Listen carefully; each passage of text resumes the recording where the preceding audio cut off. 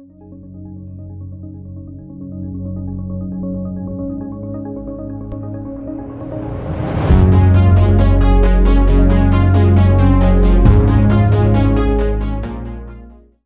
everyone, my name is Kartik and my channel is about mental models. I hope you're enjoying my videos. If you are, then please subscribe to my channel, and as always, please like and share this video with everyone you know.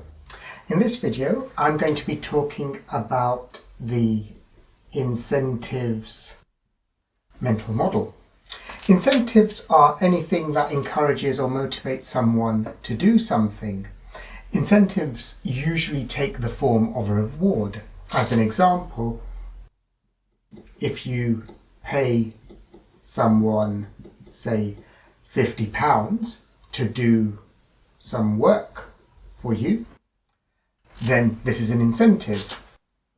Another incentive is, say, an employee hits a sales target in their company, and for achieving that sales target, they get a weekend away. That weekend away is an incentive to hit that sales target.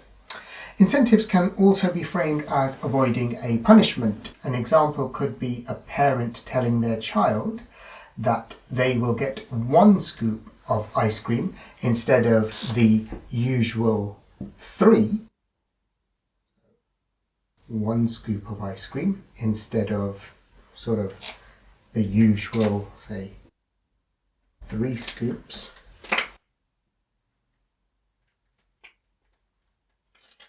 If they will get 1 scoop instead of 3 if they leave their room untidy. So here the incentive is to avoid the punishment of having less ice cream. The incentive isn't the ice cream itself, because tidying the room doesn't get the child more ice cream. It's sort of to keep them to their usual 3 scoop level rather than sort of just getting 1 scoop. So why am I talking about this, as it all seems very simple? The learning is that we as humans are hardwired to seek reward and avoid punishment, and as well as optimize for the outcomes that serve our own interests. This means that if you understand the incentive, you can predict the outcome. So understand incentive equals predict outcome. This also means that if you tailor the incentive, you can tailor the outcome. So tailor incentive equals tailor outcome. So these are the 2 key things. A very simple example is if there are if someone has 2 courses of action, let's say action 1 and action 2, and you want someone to do action 1 and not action 2, you can tailor the outcome to be going towards sort of this action 1 if you have an incentive as a reward for completing action 1 and a punishment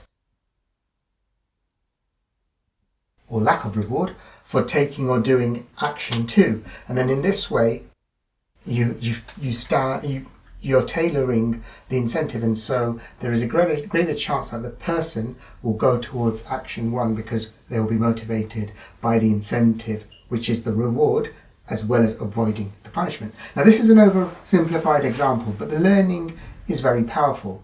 If you shape an incentive to align with your goal, let's say action 1 is your goal in this case, or if there is an incentive which is aligned to your goal, then there's a greater chance of you reaching or achieving that goal, or that goal being achieved as a standalone. It doesn't necessarily have to be your goal. Conversely, if the incentive is poorly designed, let's say this punishment is not really a punishment and this reward is not really a reward, then this could lead to unintended consequences. So, what should we do? Well, we should have incentives that are well designed. That's, I suppose, quite obvious. But we should have incentives that align with our goals. Now let me add a layer of complexity here. There are short-term and long-term goals, and so do we or should we incentivize short-term goals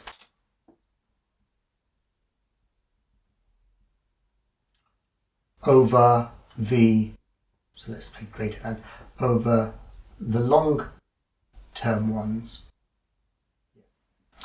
Well, actually the key is to craft incentives that reward the behaviors that lead to long-term success, and therefore long-term goals. So this is what we should do. We shouldn't prioritize short-term ones, so it shouldn't be like this.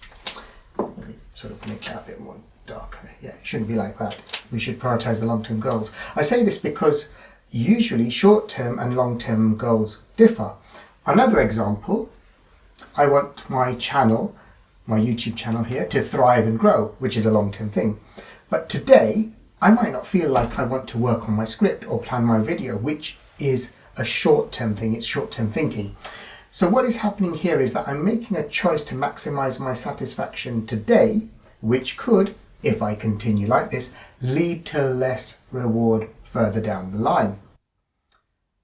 As humans, we have difficulty in turning down the pleasure of immediate gains, even if it takes us away from our ultimate goal. Therefore, we should resist this urge and stay focused with what brings us long-term success.